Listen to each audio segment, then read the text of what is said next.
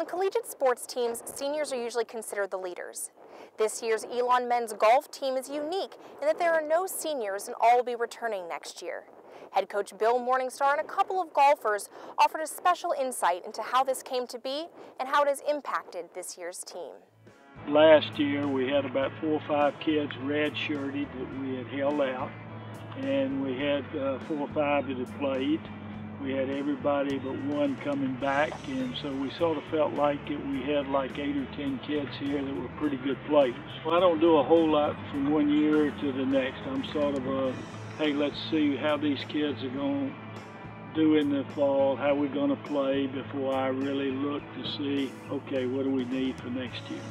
Seeing that I'm like my 4th year here, but not really a senior, kind of have like the most experience. I was here my freshman year when I wasn't playing in tournaments, but I mean, I still have that team atmosphere, and I get to know a lot of the older guys then, so I was looking up to them, and now that they're gone, I'm kind of like taking their place. It makes us like a young team, but I mean, I don't really consider like my team like juniors and freshmen and seniors. We're just like what we are, and it doesn't make really importance for me. The team has only 4 juniors, and the rest of the 13-man roster is made up of sophomores and freshmen. However, those juniors like John Summers and Jack Atkins still carry a lot of experience and are ready to pass on their knowledge when necessary. Well, basically, we all play different games, and I just want to give them like little knowledge that we've gained over the years playing the tournaments and everything. So anything that will help them out and make them play better would be the advice I'd give them. They know the course usually, so they try like to tell me where to hit the ball and stuff for the practice round. I always want everybody to be better, so I'm always pushing them, and if they're not getting better, then I get frustrated, they get frustrated.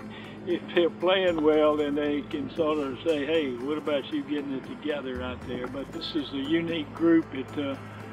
It's probably one of the closest knit groups that I've had in years, and they seem to all get along with each other and care about each other, so I think that's very important. And with no one graduating next year, this team has another year to bond and build an even stronger team chemistry.